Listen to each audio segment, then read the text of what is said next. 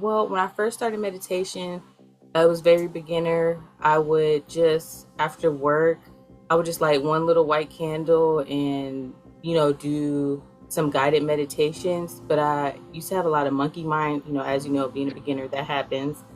And so I started to focus on my breath instead. So I kind of actually learned breath work before fully doing like guided meditations to help me focus. And that's what I did probably for about 6 months. And I had to really make it a habit. And it was hard. And I used to be hard on myself when I missed a day or something like that. But in the process, I had to learn how to be gentle with myself and kind to myself. So now I'm like every day, 7 years strong. And it's more, it's longer now. I have my whole routine for that.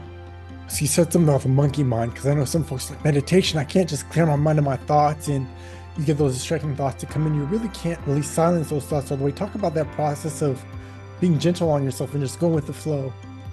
Yeah. So a lot of people take that to heart when they get monkey mind, but that's always going to happen. It doesn't matter if you meditated you've been meditating for 20 years or 5 months, 1 month, we will have that. So it is very important to be kind to yourself and bring yourself back. All you have to do is bring yourself back to breath. When you hear a thought come up, you just, okay, thank you for popping up, whether it was negative or positive, and you just bring it back to your breath, like bring it back to that moment. Maybe think about your feet, think about your, inhale, exhale, and it will bring you back. And if you have to do it every second of your meditation, then that's what you have to do. But that's still a practice. That's still a practice of mindfulness, but just in a different way. So for the beginner who's just thinking about getting into meditation, what are some meditations or what are some ways a person can sort of start that process? I would tell them first to work on their breath, their breathing. I feel like that's most important.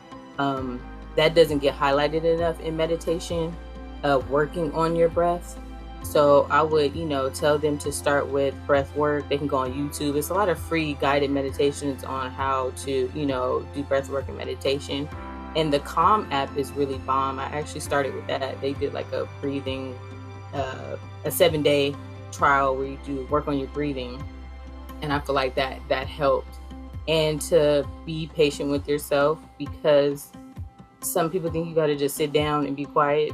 I mean, if you want to do that, you You can can, try, you but can your mind, try. yeah, you could try, but you might as well just start journaling then.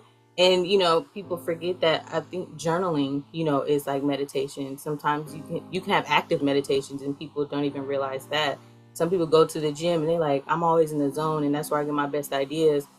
They don't realize they're in a meditative state. Mhm. So little things like that. Your meditation can be what you want it to be. You can create that, and just start off slow and just work your way up, and you're fine. If you just do 10 minutes a day, 5 minutes a day, 2 minutes a day, you're fine. You're doing good. You did it.